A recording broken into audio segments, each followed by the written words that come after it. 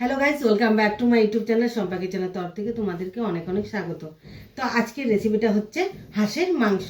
তো কিভাবে বানাবো তো চলো দেখাই। তো এই রেসিপিটার জন্য আমার কি কি লাগবে: হলুদ গুঁড়ো, কাশ্মীরের লঙ্কার গুঁড়ো, আর চিনি। তো এখানে আমার ফোড়ন লাগবে পেঁয়াজ আর শুকনো লঙ্কা আর তেজপাতা আর জিরে ফোড়ন, আর লাগবে লবণ। তো এখানে আমি নিয়েছি গরম মশলা, সব আমি বেটে নেব। রসুন, পেঁয়াজ আর জিরাটা আমি একটু ভেজে নিয়েছি। তো এখানে আমি বেটে নেব, আর কাঁচা লঙ্কা আর শুকনো লঙ্কা, আর নিয়েছি এখানে আলু আর টমেটো। তো এখানে আমার হাঁসটা আছে 1.5 কেজি।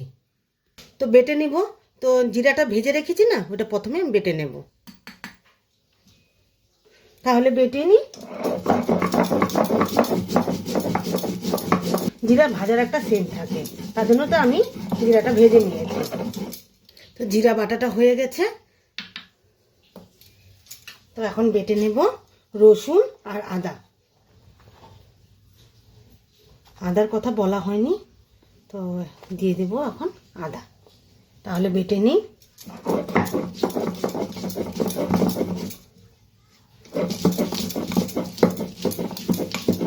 আদা রসুন আমি বেটে নিয়েছি, তো উঠিয়ে নিই।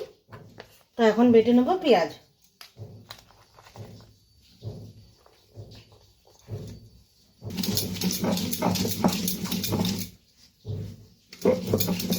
পেঁয়াজটা বেটে নিয়েছি, উঠিয়ে নিই। এখন বেটে নেব শুকনো লঙ্কা আর কাঁচামরিচ।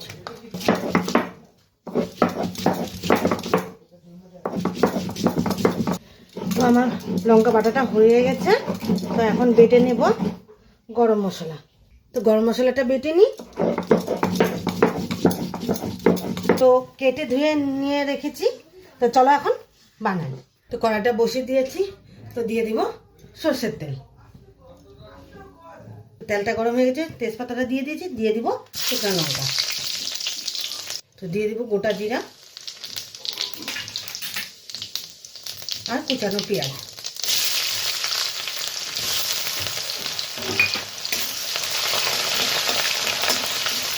পেঁয়াজটা একটু হালকা হালকা ভাজা হয়ে গেলে মশলাগুলো দিয়ে দিব।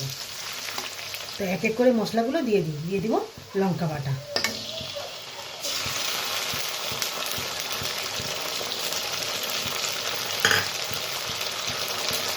জিরে বাটা,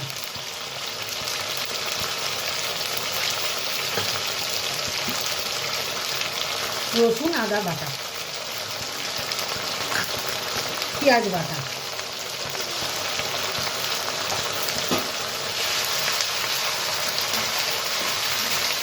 তো দিয়ে দিব স্বাদ মতো লবণ,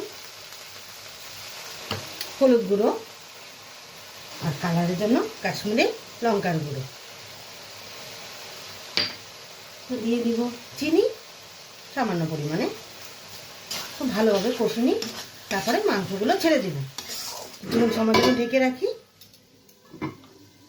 তো ঢাকনাটা উঠিয়ে দিই।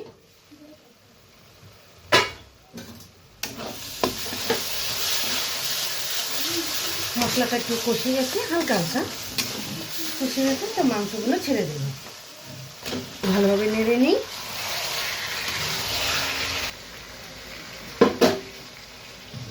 তো আবারও ঢেকে রাখি। তো ঢাকনাটা উঠিয়ে আলু টমেটো ছেড়ে দিই।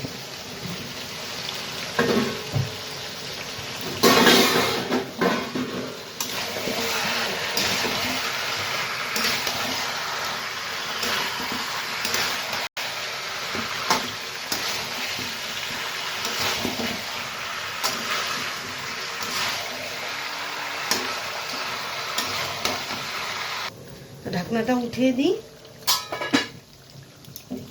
মশলাটা আমার কষে গেছে। তো জল দিয়ে দিই। তো দিয়ে দিই জল। তো গরম মশলা দিয়ে নামিয়ে নেব।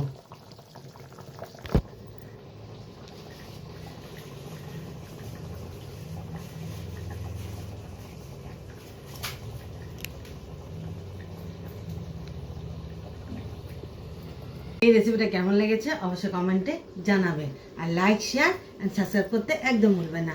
বাই।